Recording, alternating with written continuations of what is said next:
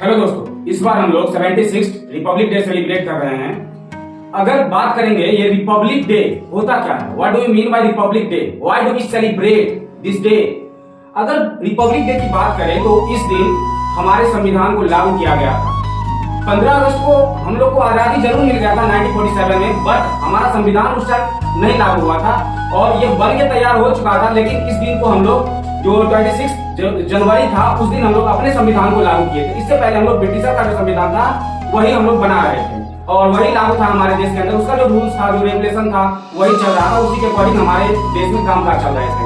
लेकिन 1950 को हमारा अपना संविधान बन गया और उस दिन हम लोग 26 जनवरी के दिन हम लोग इसको लागू कर लिए, पूरे संविधान को अपने देश में लागू कर लिए और उस संविधान इंडियन कॉन्स्टिट्यूशन के अकॉर्डिंग हम लोग वर्क कर रहे हैं अभी तक।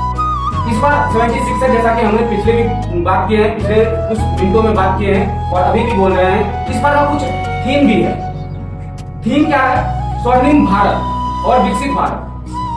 अब विकसित भारत होने के लिए आजादी के इतने दिन हो गए, रिपब्लिक डे के इतने दिन हो गए, फिर भी अगर हम लोग बैक ट्रैक पे जा रहे हैं तो क्यों जा रहे हैं?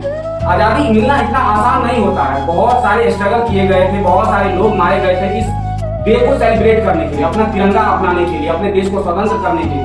इसलिए ये बहुत ही खास दिन है हम लोगों के लिए। ये रिपब्लिक डे बहुत ही खास होता है। क्यों?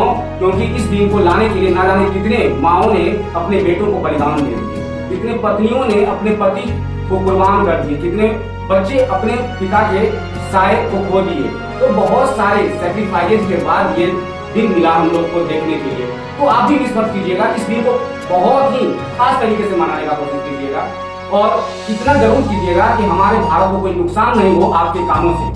और उन लोगों को याद जरूर कीजिएगा जिन्होंने अपने बलिदान देने के बाद ये दिन हम लोगों के सामने लेके आए, जिसे आज हम लोग खुशी खुशी से अपने देश में रह रहे हैं। हमारे पास अधिकार है, फंडामेंटल राइट्स है, फंडामेंटल ड्यूटीज है, हमारे पास बोलने का अधिकार है, हमारे पास अपने धर्म को मानने की स्वतंत्रता है, हमारे पास वो सारी चीजें हैं जो एक व्यक्ति को चाहिए एक जगह रहने के लिए।